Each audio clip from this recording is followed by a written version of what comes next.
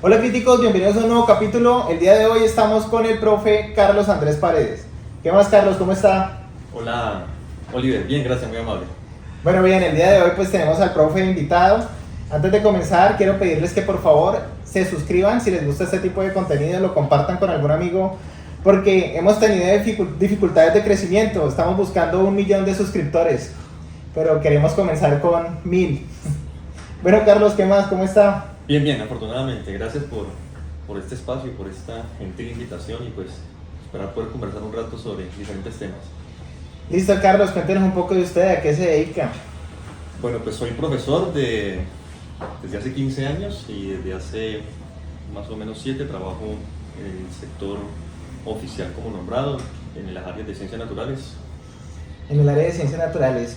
Es licenciado en biología, en química, En ciencias naturales. en ciencias naturales de la Universidad Surcolombiana. Colombiana, sí. Y tuve la oportunidad de hacer un posgrado en ecología ahí mismo en la universidad. Ahí mismo en la universidad. Ah, bueno, qué bien, Carlos. Bueno, Carlos, cuéntenos un poquito sobre su experiencia con los estudiantes, cómo ha sido eso de ser docente de secundaria. En este momento está trabajando, Carlos es del municipio de Gigante, ¿cierto? Gigante. ¿O solo vive allá, o es del municipio? No, de Gigante y vivo también en los fines de semana pues en Gigante. Bueno, ¿y qué tal es la experiencia de ser docente y trabajar? En este momento está trabajando en una vereda, ¿cierto? Una vereda, sí. En la zona rural, ¿cierto? ¿Qué tal es la experiencia como docente en la zona rural? Pues para mí realmente es muy, muy emocionante. Digamos que el trabajo es una forma o yo lo veo como una forma de divertirme y por tanto me gusta mucho. Diría yo que me pagan por hacer lo que me gusta, lo que me divierte. Es una experiencia muy, digamos, muy agradable en el sentido de que los chicos de la zona rural son un poco menos, digamos, contaminados de ciertas tendencias o comportamientos no muy aceptados, digamos, son mucho más dóciles, mucho más amables, mucho más asequibles, aunque también son mucho más penosos, pero digamos que con ellos se puede Trabajar. acordar y dialogar de tal manera que no llega uno al tema del conflicto, de esos videos que uno ve a los profes agarrados pues, casi que a las manos en ciertos colegios de la ciudad, cosas como eso. Entonces la experiencia desde ese punto de vista es muy buena. Con los chicos falta pues que se motiven un poco más porque son todavía pues muy penosos, son personas del campo que pues los asusta un micrófono, una cámara, cosas como esas, aunque pues con la invasión, digamos, con la expansión de la tecnología, eso ha ido mejorando bastante.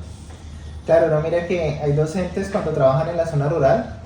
Muchas veces pues nosotros venimos de las ciudades porque pues ahí hemos tenido que estudiar, ¿cierto? Muchas veces ahí está nuestra familia, o está nuestra mamá, nuestro papá, nuestros hijos.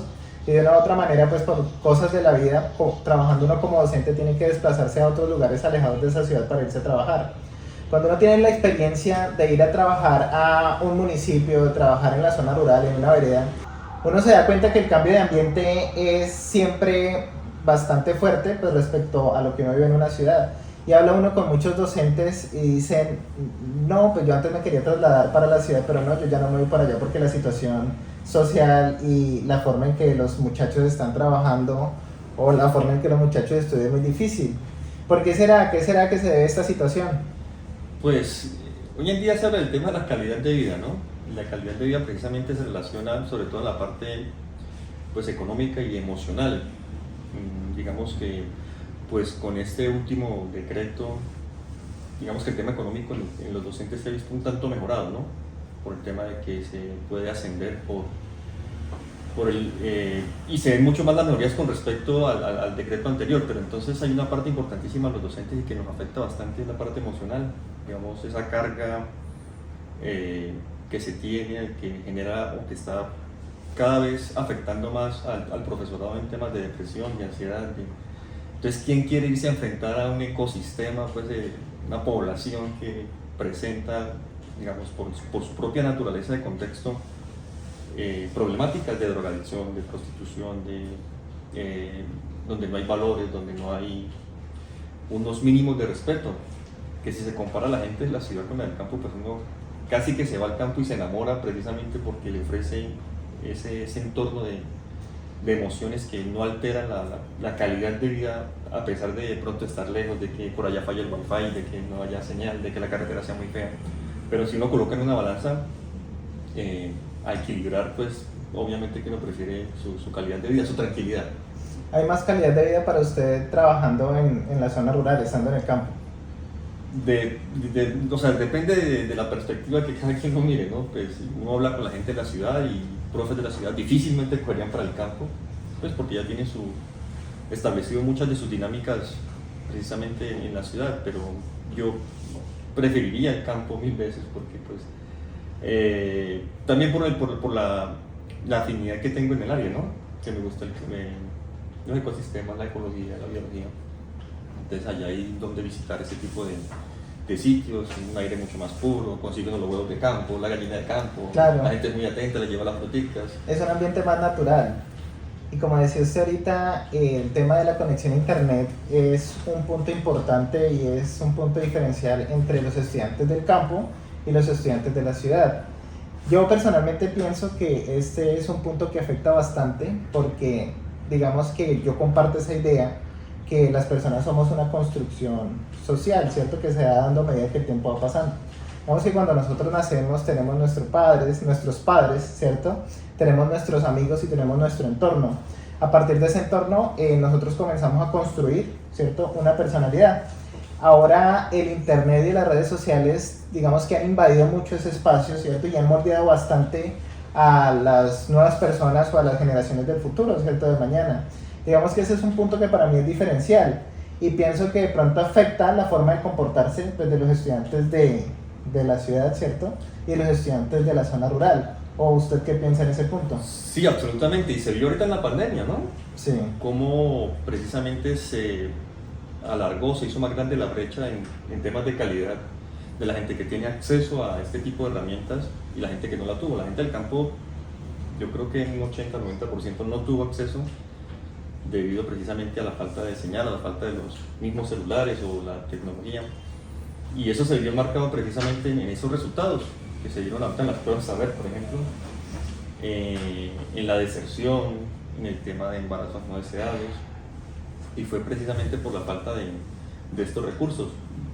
La gente al no tener ese tipo de acceso, pues, inclusive se acuestan más temprano, tienen mejor calidad de vida, duermen mejor, no están tan alterados, entonces digamos que de alguna manera, pero también pues las grandísimas desventajas, ¿no? Porque pues la gente que sí tiene acceso a eso precisamente también, bien aprovechar esa herramienta les ha servido para precisamente también tener más oportunidades, por eso la gente que de la ciudad accede más a la universidad, están mucho más contextualizados con lo que pasa a nivel nacional, a las convocatorias, a las becas. En cambio la gente del campo es muy difícil que pueda acceder a esto porque la información es muy limitada, a pesar de que pues, la tecnología está y el internet perfectamente puede llegar a cualquier zona rural, pero pues por cuestiones económicas, de recursos, etcétera. De cobertura. En un capítulo con Giovanni hablábamos sobre cómo ha afectado las redes sociales nuevamente a estas generaciones, ¿cierto? Llegábamos a un punto donde concluíamos pues que los afecta de una u otra forma, a veces para bien, otras veces para mal, porque de todas maneras tener acceso a la información es necesario. Y pienso que es lo más importante que nos brinda a nosotros la internet o el uso de los medios de comunicación, pues en este momento pues la internet. Solo que trae ese mal de que la internet está llena, el internet está lleno de información que mucha es basura y mucha está hecha para entretener y de pronto esa es la información que más jala. En algún momento de pronto nos extendimos a hablar sobre este tema. Sin embargo, aunque es malo, ¿cierto? En gran medida es necesario, porque es una herramienta valiosa que necesitamos utilizar. Ahorita mirando a nosotros ese tema que usted me comentaba sobre pruebas saber, ¿cómo le fue a los muchachos en pruebas saber en la vereda, en su colegio? Pues en términos generales se mejoró bastante, precisamente porque muchos simulacros, muchos simuladores que facilitan al menos el entrenamiento en tiempos, en momentos, para desarrollar la prueba, pues no se tuvo acceso. Si de 10 estudiantes uno tiene computador, estoy exagerando. Claro. Entonces, digamos que poder acceder a estas herramientas, inclusive hay muchas gratuitas que hay en internet, para que los muchachos vayan entrenando y desarrollando capacidades para poder desarrollar la prueba, porque no es solo tener el conocimiento, la habilidad, sino también manejar el tema de los tiempos, del tipo de preguntas que le están haciendo, etc. Y eso se logra a través de un entrenamiento y nos lleva a ventaja, digamos, en la ciudad con respecto al campo, una cosa de eso es una desventaja, eso es un punto, ¿cierto? Donde uno dice, bueno, pues que un muchacho en una vereda no tiene acceso a internet, ahí ya hay una desventaja bastante grande con relación a un muchacho en la ciudad, porque pues el muchacho en la ciudad tiene, digamos, mucho más acceso a poder estudiar, a poder prepararse, ¿cierto? Y estas herramientas le funcionan, le sirven. Bueno, hablando de ese tema, ahorita por esta época estamos en mes de diciembre, ¿cierto? Ya comenzando diciembre, ¿ya salió de vacaciones? ¿Ya terminamos de trabajar? Sí, salimos, la otra semana terminamos. Ya la otra semana terminamos, ¿ya pasaron los grados? Ya pasaron los grados y ya tengo la oportunidad de graduar 29 estudiantes este año. A mí me gusta, ya yo llevo, esta es mi octava promoción, la octava promoción que gradúo. Al principio cuando yo graduaba estas promociones, yo sentía como esa nostalgia cuando yo estudié en el colegio y cuando yo me gradué. Entonces uno siempre intenta como irradiar, como extender, ¿cierto? Esa sensación que uno tiene a los muchachos, esa nostalgia de decir, bueno, es un momento donde estamos culminando, estamos terminando con un proceso. A partir de allá comienzan ustedes a recorrer un camino. Esa es la sensación que uno tiene, ¿cierto? Y entonces lo que uno transmite, la nostalgia que uno le da. Y cuando uno escucha los discursos de los rectores, los coordinadores y ocasionalmente los docentes, y que también a veces los docentes dan ese discurso que son en las ceremonias de grado, también se refieren a estos temas, ¿cierto? Y si uno puede resumir o compactar de pronto un poquito todos los discursos, todos vienen a lo mismo. Terminamos un camino, comenzamos otro. Es algo así como bienvenidos al futuro, bienvenidos a la libertad, ¿cierto? Como una sensación así. ¿Será Carlos, que esa sensación de libertad es algo cierto? ¿Qué piensa usted sobre la libertad? ¿Será que uno le está diciendo ese discurso se acerca mucho a la realidad, o le estamos diciendo mentiras a esos muchachos? ¿Cuál libertad? ¿O eso no existe? Pues de alguna manera muchas de esas frases motivacionales y esos discursos son muy cliché, ¿no? Muy pues como por hacer el ejercicio, pero realmente pues en el fondo comparar las libertades de las personas de la ciudad, o no tanto de la ciudad, sino que digamos de quienes tienen las condiciones económicas con respecto a las personas que no, pues ahí ya no estamos hablando de libertades, porque hay gente del campo que tiene dinero por su finca, por su comida, y mandan a sus hijos a las mejores universidades, claro. Y pagan las mejores carreras, etc. Pero no es el caso de la mayoría. Entonces, ¿de qué libertad le habla a un muchacho que no tiene oportunidad de absolutamente nada? O sea, es decir, ¿qué más quisiéramos todos nosotros, profesores, que eso fuera así, ¿no? Y que los muchachos tuvieran ese precisamente acceso, ya sea a trabajar, a prepararse, a estudiar más, pero que hubieran o existan oportunidades de algo, pero ¿qué le comenta uno a un niño de estos que sale de 11 y lo que le espera es un cafetal que ni siquiera es de ellos para tener que trabajarle a otro? Entonces termina siendo muy relativo el término libertad en un país de tantas injusticias como Colombia, ¿ya? Porque en otros países la libertad sí está, ya es decisión de las personas porque las condiciones están, o sea, hasta el más pobre al más rico le dan la oportunidad. Aquí en Colombia las oportunidades son para muy pocos. Entonces termina siendo muy complicado cómo definir libertad en un país como este, ¿no? Claro, digamos que la libertad está condicionada. Hay un filósofo que es una tendencia actual, ¿no? Que se llama Slavoj Zizek. No sé si ha tenido la oportunidad de escucharlo. No, lo he escuchado. Él habla sobre la libertad y pues digamos que la libertad está condicionada, según lo que él dice. Para que exista libertad, sobre todo libertad para usted tomar una decisión o poder elegir, está condicionada a muchos factores, como es la parte económica, política, social, ¿cierto? La parte académica, ¿cierto? Está muy condicionada para que se pueda hacer el ejercicio correcto, ¿cierto? De libertad. Entonces vemos nosotros a los seres humanos, o nosotros como individuos, somos como esa idea que vendemos de nuestro propio jefe, ¿cierto? Que somos nuestro propio emprendimiento. Y resulta que a ese punto, pues cuando somos nuestro propio emprendimiento, pues es que la sociedad nos está condicionando básicamente a que nosotros tenemos que trabajar y el banco nos va a prestar para que nosotros pongamos una empresa. Tenemos que endeudarnos para poder estudiar, ¿cierto? Tenemos que hacer crédito con el ICETEX, ¿cierto? Para poder estudiar, si no, no tenemos acceso a ese tipo de cosas. Y al final nosotros nos convertimos en nuestra propia servidumbre, porque nos volvemos esclavos de nuestros propios problemas. Vamos a durar toda una vida, ¿cierto? Pagando una deuda, si no es la deuda de nuestro emprendimiento, es la deuda de nuestro estudio, pero siempre vamos a estar esclavos de eso. Cuando los muchachos llegan a 11 y los muchachos se gradúan y llega ese discurso donde en resumen se les dice como bienvenidos al futuro, bienvenidos a la libertad, es algo que con el tiempo yo o sea, con el tiempo yo ya no pude con eso porque digo, eso no es cierto. Eso no es cierto. Llega el punto donde uno dice, no, pero qué libertad si desde que nacemos nosotros nacemos y estamos viviendo detrás de cualquier cantidad de sesgos, desde el mismo sesgo religioso, ¿no? ¿Quién nace y quién elige la religión? ¿Quién nace y quién elige la religión a la que quiere pertenecer? ¿Cierto? Entonces, desde ese punto de vista, la libertad es un concepto muy difícil para que un muchacho, digamos, pueda asumirlo o para que nosotros los seres humanos podamos llevarlo como debería ser, hacer ese buen ejercicio de ser libres. Hace poco, ahorita se está hablando en las cámaras, en el Senado y en la Cámara, hace poco veía siempre, creo que de 6, es el capítulo número 6 que hacemos de Críticos de Todo y hablamos de Miguel Polo Polo. Sí, una estupidez tras otra que dice ese hombre. Y resulta que se está hablando sobre el Ministerio de la Igualdad.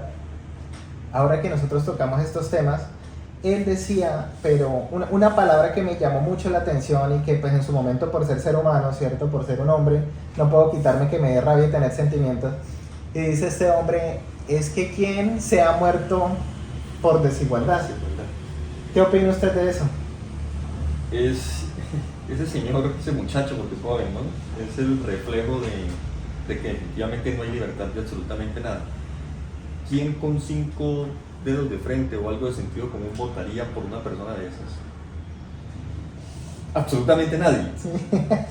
Pero aún así termina sacando una votación que lo pone como senador de la República. Hágame el bendito favor. El representante de la Cámara tiene tuvo 40.000 votos como representante de la Cámara. Como representante. Bueno, pero la cuestión es la siguiente: ¿cómo hablar de libertades en un país donde constriñen al elector a votar por estos adefesios? O sea, en un país libre un tipo de estos no queda, jamás en la vida un tipo de estos puede quedar como senador, como representante de la Cámara, no podría. En un país, pues, de las cosas desafortunadas como infortunadas como en nuestro país, sí, porque la gente termina engañada con un discurso que él daba de seguir la guerra, sí, claro, del extractivismo, con los argumentos más patéticos que pueda dar, y la gente termina engañada votando por ese señor, aparte de las maquinarias que esta senadora Cabal, María Fernanda Cabal, con cualquier cantidad de dinero que le han metido a eso, sí. Pues ahí no hay libertad de nada, la gente vota por una necesidad, por los 200.000 pesitos, porque lo tienen amenazado, porque entonces no hay libertad por ningún lado. En un país libre, yo creo que este muchacho no alcanza ni a ser ni siquiera candidato a una vaina de eso. Sí, claro, uno mira que intervienen siempre los mismos partidos políticos. Polo Polo está financiado o patrocinado por María Fernanda Cabal, por Paloma Valencia, ¿cierto? Que son las que patrocinan ese tipo de estupideces.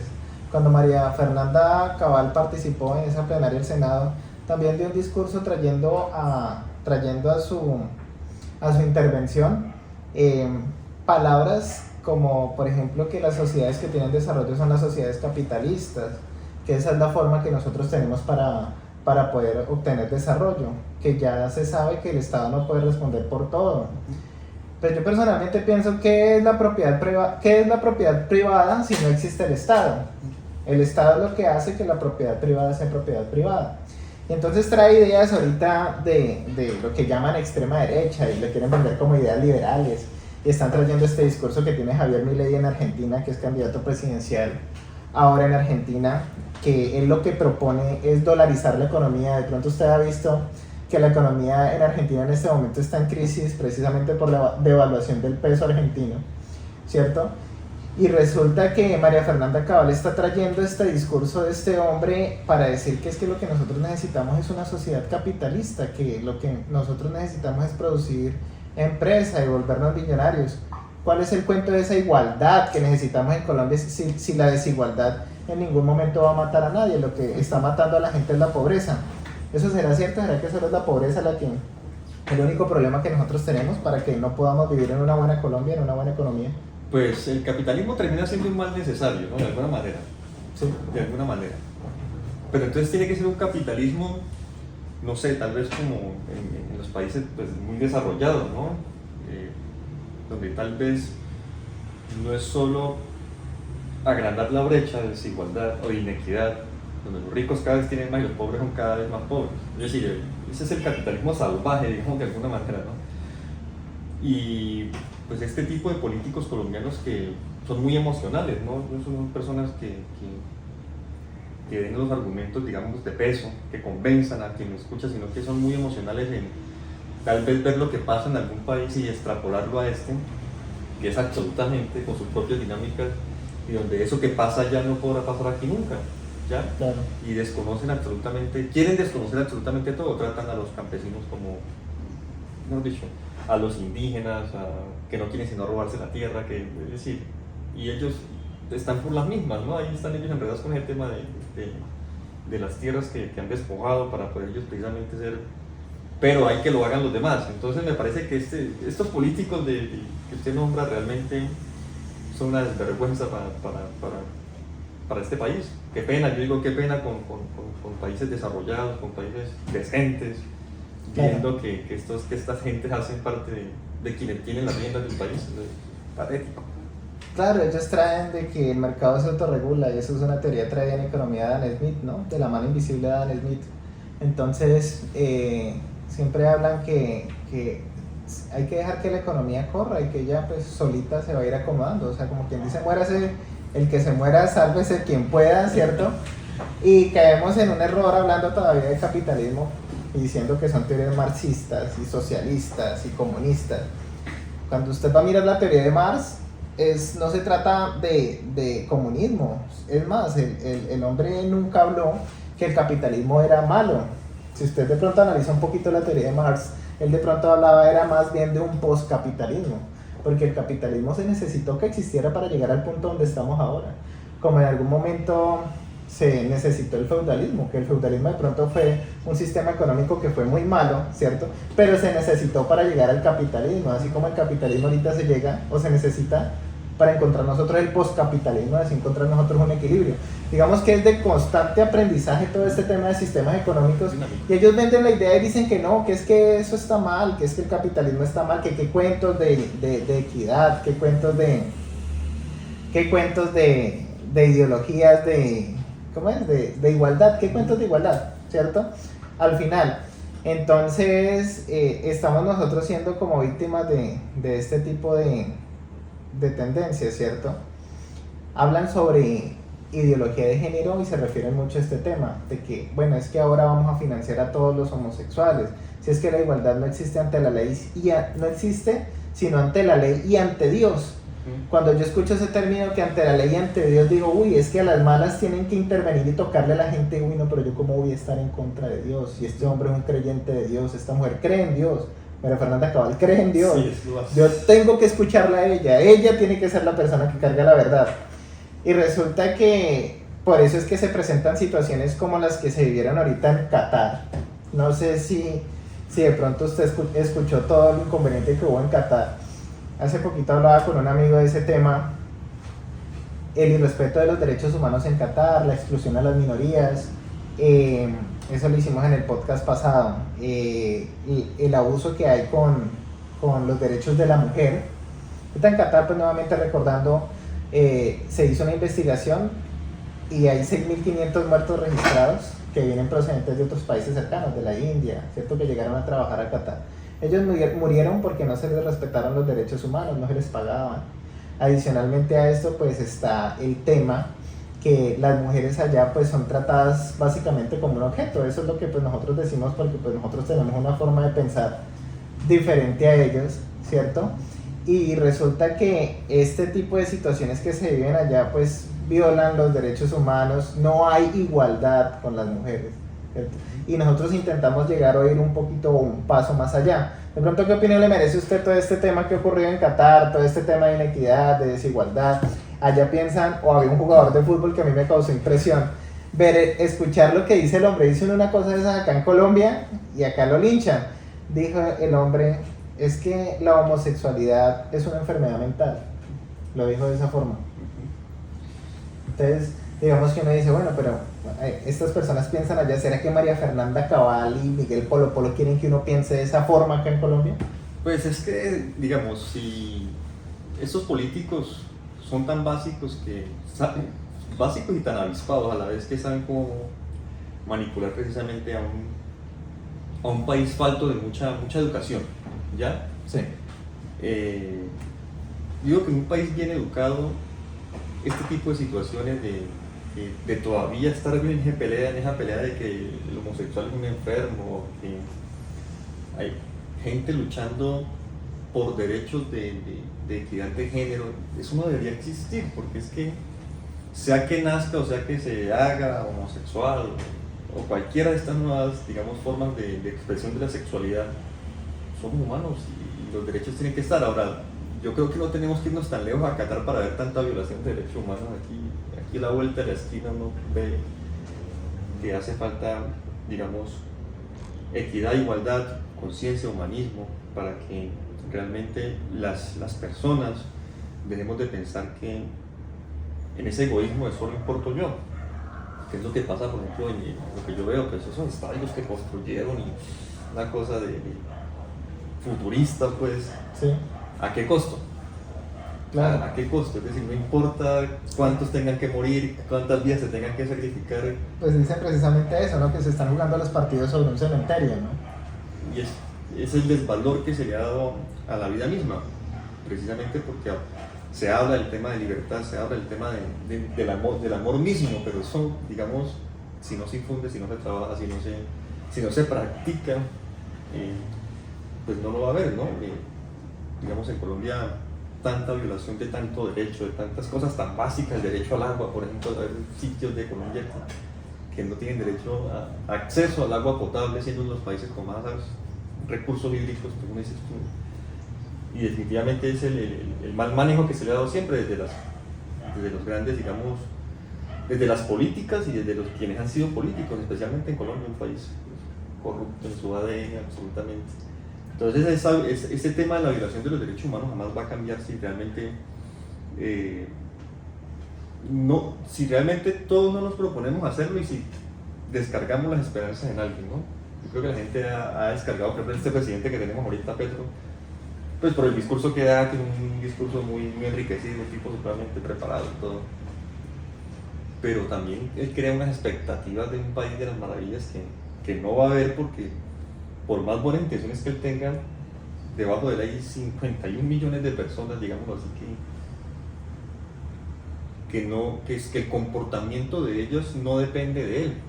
Entonces, por más intenciones que tengan, por más políticas que puedan crear, si las personas, cada uno de nosotros, no creemos en que es posible cambiar, mejorar, etc., no vamos a tener mejor país, no vamos a tener ni siquiera, digamos, la oportunidad de darnos de mejorar. Ahora, lo que viene proponiendo este presidente, pues me parece mucho más, por lo menos mucho más interesante de los anteriores, precisamente para que podamos conseguir ese tema de la equidad, de la igualdad, de la libertad. Y la oposición que vienen haciendo ellos, estos opositores que usted nombra, son pues realmente una oposición muy insulsa, ¿no? Ellos últimamente no han hecho sino el ridículo en los debates, no hay argumentos, no hay realmente... O sea, es patético realmente ver estos... Ahorita hay un debate, en este momento, actualmente, ¿cierto? Un debate, moción de censura contra la ministra Irene Vélez, referente a que esta mujer está causando pánico económico.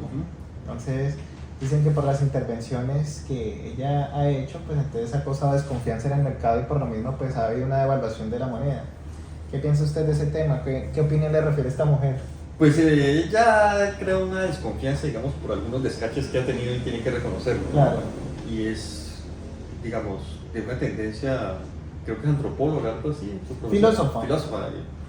Entonces tiene esa visión, yo creo que como humanista, ¿no? Y ahí, en ese tipo de carteras se necesita es como un estadista también, ¿no? Que tenga claro los Sí, números, puede ser, ¿no? ¿cierto? Un economista, un estadista.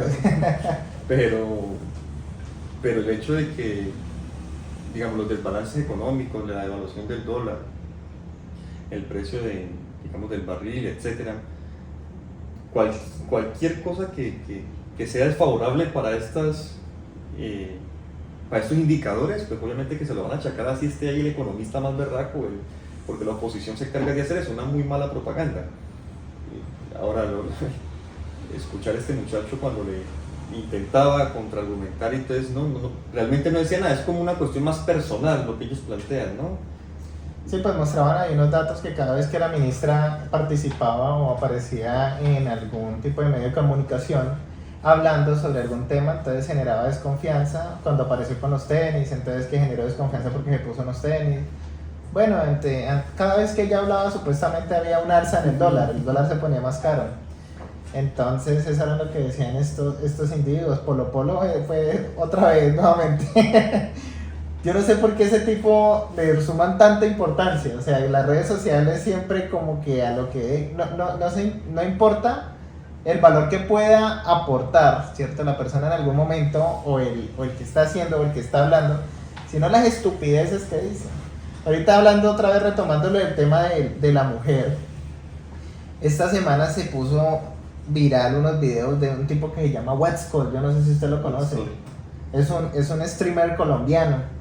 Hay otro que se llama La Liendra, que esos tipos se fueron para Qatar y comenzaron a grabar y a burlarse de las mujeres de por allá, de Qatar, hablar de su vestimenta, de su indumentaria. Este Wetscol hablaba dijo algo así que acá en Colombia, imagínense lo que me enteré, acá en Colombia las mujeres no son perras, no son vagabundas, una cosa así fue que dijo, que como las de Santander, como las de Medellín. Yo casi ni terminé de ver el video porque me da vergüenza ajena de que ese tipo cada vez que abre la boca una estupidez es más grande que la estupidez siguiente es más grande que la anterior.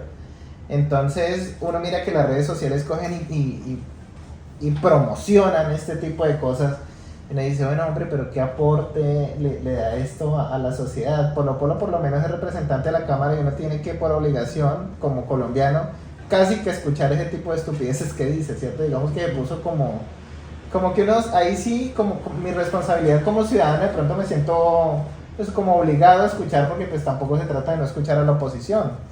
En el debate las diferencias lo que hacen es enriquecer las ideas y eso es lo que uno espera en un debate. Para de ahí poder sacar buenas conclusiones y para de ahí pues ejecutar buenas acciones, que nosotros tengamos progreso detrás de esas buenas acciones, eso es lo que debe hacer un debate. Pero uno se da cuenta que este individuo Polo Polo lo único que hace dijo, esto no es un debate misógino. Hombre, pero pues prácticamente le está diciendo a ella que porque se puso unos tenis y no se puso unos tacones, ¿cierto? Entonces hay que hacérsele una moción de censura. Y porque ella se puso unos tenis, entonces resulta que el dólar subió y mejor dicho la economía de Colombia se quebró. Entonces el tipo de gobernantes, el tipo de congresistas que tenemos en este momento pues dan mucho de qué hablar y es vergonzoso que le hagan a un ministro ese tipo esa moción de censura con esos argumentos como tan insulsos, ¿cierto? Tan malos. Bueno, y hablando del tema de redes sociales, ahorita hablábamos un poquito que usted está metido con el tema de TikTok, que está haciendo videos referentes a lo de química, temas de química y a todo este tipo de cosas. ¿Cómo le va con esa vaina? Sí, pues hace poco yo conocía la existencia de la aplicación, pero nunca la había descargado ni le había hecho uso de ella, pero me dio por descargarla en un momento y me di cuenta que podría ser un buen medio para compartir información de lo que a mí me gusta, en este caso de ciencias. Sí.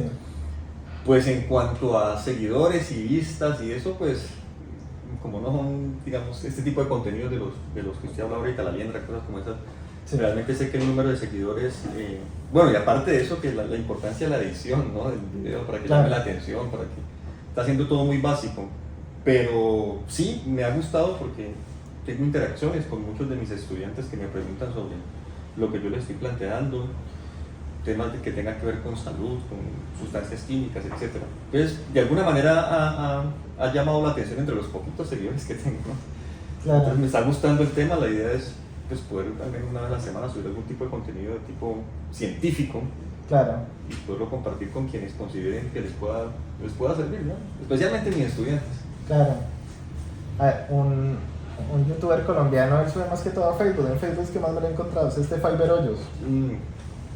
¿Sí lo tiene presente? Sí. Diga, ese sí, a La Liendra ese otro poco, ese sí no, porque sí. Claro, a Fiber Hoyos sí lo tiene presente. Él es un youtuber colombiano y ha hecho un excelente trabajo en las redes sociales. Publica todos estos temas que son de ciencia y le va muy bien. Muy bien. Sin embargo, hay que entender que los contenidos que son de tipo académico, siempre sufren mucho en redes sociales porque las plataformas es muy poco lo que lo recomiendan. Adicionalmente, si es por el negocio, porque la gente piensa que cuando uno está haciendo este tipo de videos, está grabando este tipo de cosas, es que uno se está volviendo millonario o que ya lo es. Porque ahí la concepción, la gente tiene ese concepto, ¿no? Sí, claro. Que sí, Pues sí. precisamente es que estos malos influencers son los que han mostrado eso. Sí, Haciendo todo ese poco de estupideces y subiéndose en carros de 800 millones de pesos. claro. Bueno, de cierta forma sí es cierto. Entonces crean que... Pero no le pasa a todo el mundo. No, pero pues... Digamos que de cuántas personas que vayan a subir o que vayan a hacer este tipo, un contenido, vayan a subirlos a redes sociales, ¿cuánto se vuelven millonarios? Hay personas que pierden la dignidad subiendo Total. contenido para Total. volverse virales. Y eso es algo ridículo porque van y se pelan las nalgas, van y se tiran por un monte, ¿cierto? Buscando viralizarse y de ahí volverse millonarios, y a la hora de la verdad se van a dar cuenta de que de eso no se trataba. Por lo menos lo que pasa con Jefferson Cosi y con Aliendra, la fortuna que ellos tienen, porque ya tienen una fortuna y eso no hay que desconocerlo, viene detrás de todos los negocios que llevan ellos con sus redes sociales, no solo por los videos que suben. Y ellos suben este tipo de contenido porque lastimosamente es lo que la gente más pide, las personas más piden este tipo de contenido vacío. En el caso del contenido académico, así como el que usted quiere subir y como el que yo también subo, porque yo también tengo un canal de YouTube que es solo de matemáticas. Bueno, y eso fue también parte de lo que nos dejó la pandemia, ¿no? Sí. Esa necesidad que tuvimos nosotros los docentes para rediseñarnos y poder llegar, que la clase llegara a la casa de los estudiantes. Eso pasó en mi caso. Yo, para poderles explicar lo que hice, fue videos en YouTube con diapositivas, creé un canal de YouTube y pues poco a poco el canal fue creciendo, pero crece de una forma muy, muy pequeña, digamos, es muy poco lo que crece. En este momento tenemos 5.780 suscriptores en YouTube. Ah, pero ya tiene hartos. Sí, más o menos tenemos 30.000, 35.000 vistas mensuales tenemos en ese canal. Es un canal, pero las personas miran y piensan que para hacer un video de 3, 4, 5 minutos, eso no es sino coger el micrófono y me voy a gastar 5 minutos, y detrás de cada video hay un trabajo por lo menos de 6, 7 horas. Por lo menos. Y detrás de la inversión que uno hace con micrófonos, con cámaras, ¿cierto? Con computadores, detrás de eso pues hay una gran inversión. Ahora este tipo de formato, así como estamos hablando nosotros, parece cualquier cosa, tener 2 micrófonos, y eso detrás de esto también hay cualquier cantidad de cosas. Ahorita cuando usted llegó se da cuenta de todo lo que hay detrás, ¿cierto? De uno poder publicar o poder desarrollar este tipo de contenido. Sí, no es tan fácil. Pues yo pensaría que con respecto a estos influencers, sigo insistiendo, en un país educado se mueren de hambre. Entonces lo que nos toca a nosotros es, como profes, especialmente desde las bases, trabajar mucho en el desarrollo de la inteligencia. Sí. Porque la inteligencia se mide, digamos, se evalúa desde qué tantos datos se retienen. Y ahí está el error más grande que cometemos nosotros, Sí, claro, a la hora de enseñar en las escuelas, en las bases. Claro. Ya a nivel universitario la cosa es diferente, porque es que, digamos, las bases deberían ser sobre todo el desarrollo de la personalidad de los estudiantes, ¿no? Cómo conocer, valorar y poder tomar decisiones sobre cosas. Ya en la universidad sí, porque usted no se puede despachar con números construyendo un puente, porque le puede estar desbaratando el coeficiente de dilatación de un metal. No, le faltó un numerito, entonces no, póngalo, ahorita no pasa nada. Sí, claro. Se le expande ese puente y ya le cae. Pero la cuestión es que, digamos, desde las instituciones educativas, especialmente desde esas zonas rurales, es decir, estos influencers aprovechan el desconocimiento para volverse ricos. Ahora, yo no estoy diciendo que esté mal, también hace falta el entretenimiento y, Claro. y las contadas para uno también, Sí, claro. reírse un rato. Pero que esa sea la tendencia y que los estudiantes ahora estén pensando en eso, precisamente para, inclusive, como decía usted, perdiendo la dignidad o haciendo cosas peligrosas, Sí. para poder obtener ese tipo de... Entonces hay que trabajar desde las bases para que, digamos, los estudiantes desarrollen como una visión y una personalidad o una forma de ver las cosas de tal manera que canales como este trabajo que usted viene haciendo del tema de matemáticas, o ahora este tema de esta especie de entrevistas informales, pues sean las que realmente más le llamen la atención a la persona y no estar pendiente de si come un huevo crudo, pela el rabo, como es este. Sí, pela las nalgas, como un huevo crudo, entonces ahí ya tiene millones de visualizaciones. Yo por eso estoy buscando con este canal 1 millón de suscriptores, ¿no? Comenzamos con 1.000, ojalá lleguemos a 1 millón. No tenemos 1.000. pero la idea es llegar, o sea, por eso uno le pide a la gente, suscríbanse, porque al final, si uno no mira que las personas se suscriben a los canales, por lo menos su canal de TikTok, si no se suscriben por lo menos a este canal de YouTube, pues poco a poco uno se va desmotivando y pues va perdiendo el impulso, porque uno solo no puede cambiar el mundo, ¿cierto? Una persona sola no puede cambiar, pero si nosotros armamos una comunidad, si armamos una comunidad lo suficientemente fuerte y comenzamos a enriquecerla, pues ahí sí podemos generar un cambio, porque poco a poco la gente va a mirar este tipo de contenido, va de pronto a entretenerse, porque si se trata de entretenerse con este tipo de ideas y va a aprender mientras se está entreteniendo, pues ese es el propósito, eso es lo que uno quiere hacer, lo que nosotros queremos hacer. Pues sin embargo, si tiene uno muy poca competencia en este tipo de cosas es porque a muy pocas personas les interesa, ¿no? Pocas personas. La tarea está difícil, está bien compleja, pero pues ya sí, por lo menos usted ya inició. Y lo que usted decía, desde la compra de los equipos en adelante, y mientras que esta otra gente puede comprar los de última tecnología, siendo levantada, aquí uno volteando para que el micrófono le suene bien. Entonces, claro. Pero digamos que pues ya se inició y yo creo que esa es la parte más, digamos, la más difícil, ¿no? El tema de la motivación, claro, uno haciendo contenido, tratando de trabajar, de pronto pocos suscriptores, pocas vistas, eso desmotiva, pero pues yo creo que la tarea hay que seguirla haciendo, ¿no? Hay que seguirla haciendo de tal manera que en algún momento, pues tampoco estoy diciendo que se desaparezcan los de entretenimiento, pero que por lo menos haya un poquito de igualdad, o por lo menos que se aproximen a que la gente también quiera dedicar 20 de este rato que hemos compartido aquí, que al menos vean 10 minuticos, al menos. Sí, claro. Sí, claro, que la gente saque algo que le pueda nutrir y que le aporte valor para su vida. De una u otra manera, esto se trata al final, si uno va a resumir de pronto un poquito lo que es la vida y lo que es el diario vivir, se trata de tomar decisiones.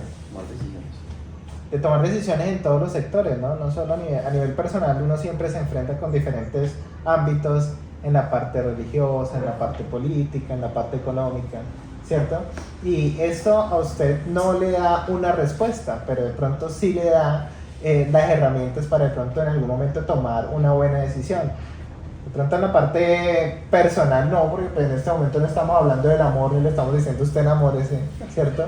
Pero de pronto sí en la parte política, de pronto usted hacerse una idea de por qué, o en la parte económica de por qué algo está bien o está mal. Entonces, se trata. Pero no creas, sí es importante hasta esa parte, aunque pareciera que no. El tema de, por ejemplo, podemos aquí hablar de amor, ¿no? Pero si realmente existiera el amor propio, nosotros como colombianos no tendríamos a Polo Polo de políticos ya tomando decisiones por nosotros, ¿ya? Entonces, o sea, sí tiene de alguna manera algo de relación. La idea es esa, yo sigo insistiendo que desde las escuelitas, desde los colegios, que es donde realmente se forjan con muchas actitudes, ¿ya? Eso está demostrado. Estudiantes que ven a su profesor que recoge los papeles del suelo, ellos también lo hacen. Cosas como esas. Entonces, si nosotros desde las bases pudiéramos infundir un tanto el buen uso de la inteligencia y darle como un desenfoque a lo que nos exige un tanto desde la parte administrativa de las instituciones, y tratar como de divertirnos enseñando y hablando de temas aquí y allá, política, cultura, ambiente, economía, desde cualquier área, de química, desde español, ¿sí? Y no ser tan egoístas con los estudiantes en el tema de que es que tienen que aprenderse este tema y responder como yo estoy esperando que respondan para que puedan pasar la evaluación, sino que pudiéramos trabajar también desde otros aspectos, comparaciones entre el gobierno anterior y este, por ejemplo, no sé, como dedicarle de tal manera que podamos crear esto que tanto insisten, que es la conciencia, la sensibilidad, pues, para que el estudiantado precisamente ya tenga algunas herramientas y cuando ya llegue a los 18 años y tenga la cédula, que es el arma de transformar, pues, en este caso las políticas, pues tome una buena decisión, ¿no? No llegue tan desinformado, no llegue tan... Claro. No se trata de adoctrinar ni mucho menos, ¿no? Que ese es otro tema que la oposición le hizo a pues la nueva oposición, ¿no? Cuando estaban en campaña Gustavo Petro, este tipo Luis Carlos Vélez, en algún momento tuvo una entrevista con el que es el presidente de FECODE, o uno de los directivos, no recuerdo si era el presidente, y hablaba con él y le decía, es que yo le estoy pagando, ustedes están recibiendo dinero del Estado para que adoctrinen a nuestros hijos y para que ustedes les enseñen lo que son ideas de izquierda, y eso es adoctrinamiento, eso era lo que decían en su momento. Pues uno no está enseñándole a un muchacho, si uno a un muchacho le tiene que enseñar historia, pues le enseña historia, ¿cierto? ¿Por qué le vamos a contar el contrario? Porque vamos a decir que Pablo Escobar no existió, así como por qué no vamos a decir que Álvaro Uribe no existió. Sí, claro. Hace parte de la historia, y los errores que cometió en su momento Álvaro Uribe, pues hay que contarlos, y hay que contarlos de la forma más objetiva posible. No voy a decir que Álvaro Uribe fue un santo, ni que voy a decir que fue un demonio, aunque sí fue un demonio. Se aproxima bastante. Aunque sí fue un demonio. Pero hay que contar la historia como realmente fue. Como realmente fue. Que la gente tome decisiones. Porque todavía la gente sigue persiguiendo ese discurso, sigue corriendo detrás de ese discurso cuando nos dicen que no, que es que la desigualdad no ha matado a nadie, que lo que ha matado a las personas ha sido la pobreza. Y volvemos entonces nuevamente al tema que cuando Álvaro Uribe decía, no, es que el problema aquí no es que usted sea pobre, el problema aquí es la guerra. Entonces lo que nosotros tenemos que hacer es invertir en guerra para mandar a matar y acabar con la guerrilla, porque es que necesitamos es pelear con ellos. Porque es que si la guerrilla le mató a usted su papá, ¿usted por qué va a perdonar al guerrillero que lo mató? Entonces ahí entramos nosotros en un conflicto donde se trata de generar odio, de divisiones, generar bandos, ¿cierto? Donde comienzan los unos contra los otros y nuevamente no vamos a avanzar, sino vamos a retroceder, de eso se trata. Sí, y sigo insistiendo, las bases, desde que los muchachos, los más jóvenes, comiencen a tomar ese tipo de referentes y que ellos bajo sus propios criterios tomen decisiones, vamos a tener una sociedad crítica. El problema es que no tenemos una sociedad crítica en Colombia, ¿ya? Entonces por eso cualquier noticia que aparezca en las falsas noticias, pues que la gente se las cree y las va compartiendo y las va difundiendo. Menos mal que así como las redes sociales difunden mucha información falsa, también ha servido muchísimo para destaparle los ojos a mucha gente y que permite también que medios alternativos sin poder puedan llegar también con información interesante o digamos objetiva a las personas, y yo creo que también eso influyó mucho en la última decisión política que tomó Colombia en el tema de la presidencia, ¿no? Sí, claro, y esperando que comience un proceso, cuando las personas cuando llegan las marchas y las revoluciones y las protestas es cuando las personas nos damos cuenta que hay necesidad de hacer un cambio, no cualquier cambio, sino un cambio radical. No haciéndole propaganda política al partido, ¿cierto?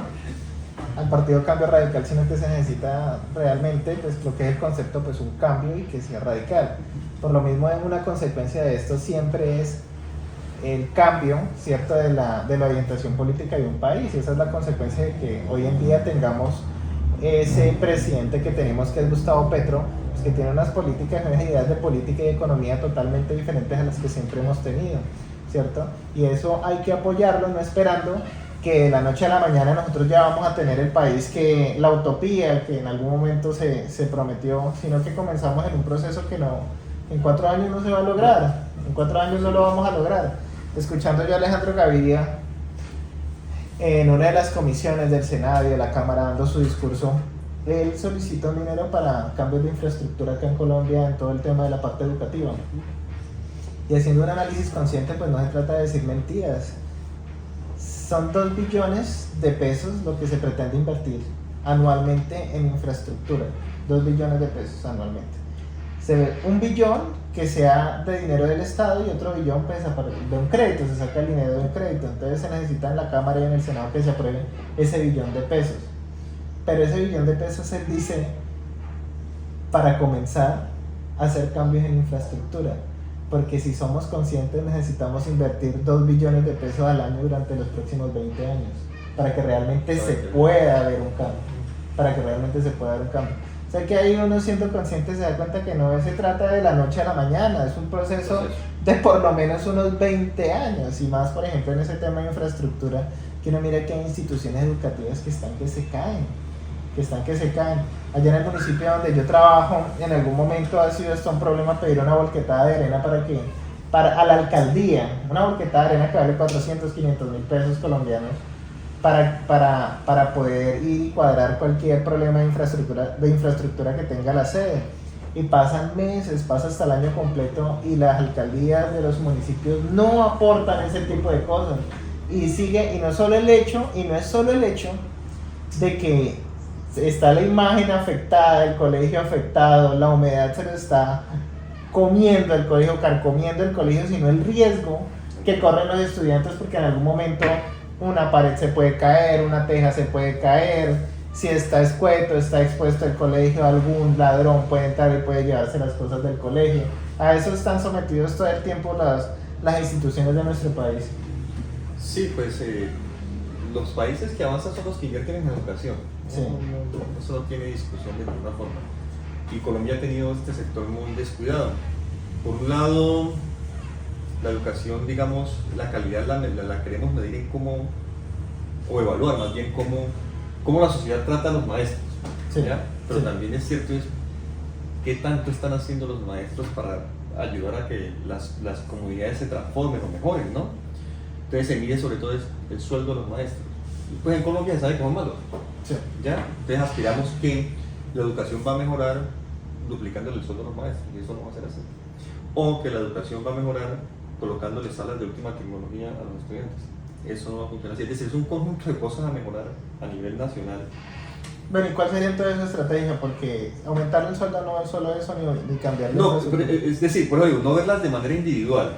Sí, de ok. que solo sueldo o solo infraestructura, Ok. sino que sería, por ejemplo, hablar de una mejoría del maestro, de su sueldo, la infraestructura, la preparación de ese maestro, porque claro, al profesor de inglés le colocamos un laboratorio de inglés y resulta que hay profesores de inglés que no saben prender un computador. Eso en Colombia todavía se ve. No, qué raro. Sí, eso se ve, eso en Colombia se ve. No, sí, claro, Yo lo he no sé visto. qué sabe, sí, No, claro. yo lo he visto y por eso lo digo. Entonces, sí que no es solo subir el sueldo, solo colocar la infraestructura, sino que también desde las facultades de educación se le dé otro enfoque al maestro. Yo creo que las facultades ya están mucho tiempo preparando en la ciencia exacta o humana, natural, lo que sea, al profesor. Sí. Pero no le van a decir, usted vaya a la escuelita a enfrentarse que le está cayendo el techo de un papá borracho que le dan la jeta al hijo. Nada de eso lo dicen a uno. Usted sale convencido de que va a tener el alumnado perfecto ahí, todos Claro. le participan, todos le alzan la mano y la clase perfecta. Usted lleva su guión allá y no, vale, no sale. La mayoría de clases terminan siendo improvisadas, precisamente por eso. Entonces, la educación de lo que dice el ministro es cierto, ¿no? El tema de la infraestructura es clave, pero también es clave que el docente tome conciencia de la importancia que tiene en su quehacer. Por ejemplo, en Japón, bueno, estos países, Finlandia, Luxemburgo, esos países, los maestros saben que son como la parte más importante de la sociedad. Aquí en Colombia falta que el maestro también se tome ese rol, ¿no? Y que la sociedad y el gobierno también le den precisamente ese puesto que se merece. Y siendo así, mejorando la educación, yo creo que de ahí para adelante mejoran todos los procesos, todo lo que hemos hablado de política, de desigualdad, de derechos económicos, ambientales, culturales. Una persona educada es una persona que toma decisiones de forma consciente, Sí. no egoísta, tiene unos mínimos de moral. Es decir, creo que a eso es lo que hay que apostarle, más allá de, digamos, del tema de la guerra, ¿no? Que es lo que más se le ha invertido acá, una guerra con absolutamente que ha resultado muy desastrosa, pero el tema de la educación, si este presidente que se montó nos prometió de alguna manera que ese va a ser el camino, yo tengo esperanzas de que en unos cuantos años se puedan empezar a ver cambios significativos en ese trabajo. Sí, claro, en ese tema de los sueldos, usted solo se dedica a la docencia, ¿cierto? No, Yo me dedico a la docencia nomás. Solo a la Me docencia. sacan de ahí y me muero de hambre porque... Pero yo conozco el caso de varios docentes que no solo se dedican a la docencia, sino que tienen también otras actividades. Y no los culpo por eso, porque pues esto también se trata El rebusque. del rebusque de sobrevivir, ¿cierto? Yo no los culpo por... Pero es que hay un problema, perdón, Oliver. Claro, el rebusque, y usted ve a un profesor que debería estarse dedicando a preparar una buena clase, Claro. de investigación, vendiendo en las reuniones de profes revistas de calzones, por Dios, estamos en un tema académico, discutamos lo que tenemos que discutir, y allá no, venga, no te me eso, fiado de repeso. Pero los docentes son los clientes, ¿no? Para todo ese tipo de cosas, ¿no? Usted cuando necesita vender algo, usted busca un docente que le compra. Claro, pues entonces ya me llega fijo el sueldo, entonces paga, pero yo lo que creería es que una persona, un docente bien pago, Sí. con una buena infraestructura y bien preparado, no, nos comemos el mundo. No, claro, pero precisamente por eso, si un docente le pagara realmente lo que se merece por el tiempo que ha estudiado y por el tiempo que se ha preparado, sobre todo que que pues nuevamente volvemos al tema, ¿no? Es endeudarse usted para poder estudiar, porque muchas personas hicieron crédito y se endeudaron para poder estudiar, entonces pagan su estudio, pagan sus cosas y van y el sueldo que se están ganando por todo eso que estudiaron no les alcanza, pues no tiene sentido, tiene que haber un buen incremento de salario, tiene que haber un buen incremento. Y dicen entonces las personas particulares, otra vez allá están esos docentes gritando y entonces otra vez están molestando. Y resulta pues que las personas de pronto no se ponen en los zapatos de uno que pues realmente uno sí está poniendo en consideración, Claro. ¿cierto? Y está exponiendo por qué uno se merece ese tipo de sueldo. Yo pensaría que sí, un buen sueldo y una buena selección de profesorado. A mí me parece que la forma en que se está seleccionando en Colombia no es buena. El último concurso que hubo, la última evaluación que hubo no fue buena. ¿Usted participó en el último concurso? Me pareció buena, a mí la última Sí. evaluación me pareció buena porque fue muy de contexto. Sí. Fue muy de contexto, o sea, preguntaban cosas que normalmente pasan en las instituciones educativas.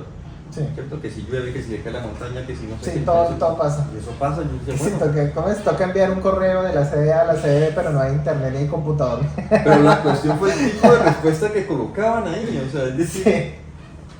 si bien la pregunta era de contexto, la respuesta no. A mí me pareció que como que lo colocaban a uno a elegir entre el cáncer y el SIDA, uno no sabía ni qué hacer, realmente queda peor. ¿ya? Entre morir quemado y morir ahogado. Algo así. Ujú. Entonces, si se mejora también la selección de ese profesorado que se va a ganar, pues, soñemos un poco, ¿no? Ese buen sueldo, digamos, tendríamos mejores resultados en absolutamente todo, ¿ya? Un examen no define a un profesor, a un buen profesor. Yo conozco gente muy buena que perdió ese concurso y conozco gente que está ahí, no sé por qué están ahí, y pasaron. Entonces, Claro. yo creo que ese examen no define.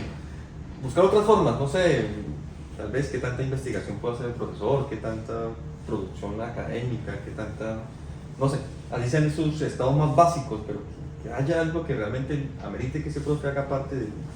También tiene que ver eso, porque la calidad de las instituciones y los docentes se miden según la calidad de los docentes y de las instituciones se miden según la calidad de los estudiantes. Y resulta que todos los estudiantes se miden de la misma forma con una prueba de saber, entonces también ahí hay un problema con la evaluación de los estudiantes. Sí, eso es muy mal diseñado. Sí, está muy mal diseñado porque resulta que como vamos a comparar a un estudiante que vive en un contexto donde hablábamos ahora, que vive en una vereda, que vive lejos de la casco urbana, donde no tiene internet y no tiene acceso a muchas otras cosas, y lo van a evaluar lo mismo que lo evaluaron un muchacho que vive en la ciudad. Y a veces si vamos a hablar hablemos de colegios públicos entre la parte rural, la parte urbana. Ahora de la parte urbana a la ciudad hay un cambio, así en la parte urbana tengan internet, ¿cierto? Ahora de la parte ahora los de la ciudad a los colegios privados. O sea, cada vez se va haciendo la brecha más grande, ¿cierto? Porque pues obviamente los de los colegios privados, las comodidades que tienen en los colegios, ¿cierto? Toda la logística que tienen montada en los colegios, y todavía los padres prácticamente que matriculan a sus hijos es para que les vaya bien en ese examen. Mientras que a los colegios de las veredas, los muchachos están preocupados es por llegar a coger café, como le pasa a muchos, llegar a coger leña. Llegan los muchachos oliendo a leña. Sí. Una vez me llegó una estudiante con unas ojeras así de grandes, acá que le llegaban casi a los labios las ojeras. Y le dije yo, bueno, ¿usted qué le pasó? ¿Fue que no durmió? No, profe, pues que imaginé que mi tío tenía que pelar yo no sé cuántos pollos. Y peló y mató como digamos 200 pollos en una noche porque tenían que despacharlos. Y claro, se le va a mirar los dedos a esas mujeres y, o sea, 2 dedos míos son un dedo de ellas, o sea, y son unas niñas de trabajo que les toca hacer. Y esos mismos van a ir a presentar una prueba a saber Sí, pues, claro. ustedes cómo les va a ir. No, y súmele a eso los problemas de tipo emocional de los muchachos. Como allá Claro. no hay autoridades cercanas, comisarías de familia, policía, etcétera, problemas de violencia, problemas de acoso y abuso, eso de queda allá. Pues, Entonces imagínense un niño de esto, trabajando con hambre. Muchos van al colegio exclusivamente por el almuerzo que les dan, el pan, lo que les da el pan. y es muy normal uno encontrar en estos colegios familias disfuncionales, ¿no? Es lo que más- Y unas historias que uno no se imagina, ¿no? Porque es la hija que quedó embarazada del tío. Sí, por eso, sí. Como no hay autoridad por allá. Y súmele a eso que los padres de los chicos de acá de la ciudad que van a estos colegios privados son personas con el médico, el no sé qué, sí, tienen visión y entonces educan ya a los niños. O sea, esos niños tienen claro qué van a hacer desde hace mucho rato. Sí, claro. Pero estos niños del campo, por esas faltas de oportunidad, de igualdad, de equidad, No tienen ni idea qué van a hacer. Exacto, entonces llega Polo Polo y dice, no, es que desigualdad nadie se ha muerto. Hágame el favor. Sí, que desigualdad nadie se ha muerto. Sí, claro, en ese punto hay una gran desigualdad, no están en igualdad de condiciones para presentar y para que se lo evalúen en el mismo examen. Listo, Carlos Andrés. No le quito más tiempo porque yo sé que usted tiene un compromiso, ¿cierto? Y yo sé que usted ahorita viaja para Gigante y le coge mucho la tarde. Le agradezco mucho por haber participado de esta actividad. No, usted, Oliver, muchas gracias por este espacio, muy agradable. ¿Sí? Cuando tenga la posibilidad. Lo felicito por esta iniciativa. Me dice que tiene 2 canales de. Sí, señor, este es el segundo Sí. canal. Qué chévere. Me alegra haber podido compartir un ratito acá con ustedes. Muchas gracias, yo espero que se repita, que en algún momento nos volvamos a encontrar, hermano, cuando Polo Polo vuelva a decir otra estupidez, pero es un tema mucho más interesante, podemos Usted venir no va a pasar debatiendo. cada 8 días aquí porque va a decir estupideces casi que a diario. Listo, Carlos Andrés, Vale. muchas gracias. A usted, Oliver, muy amable. Bueno, críticos, muchas gracias. Si llegaron hasta acá, recuerden suscribirse, comentar, compartir. Nos vemos en una próxima oportunidad. Chao, chao. Corte.